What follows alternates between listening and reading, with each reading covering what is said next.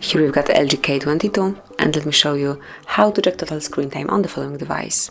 So first of all, just enter the settings, then find and select Digital Wellbeing and Parental Controls, and click on Show Your Data.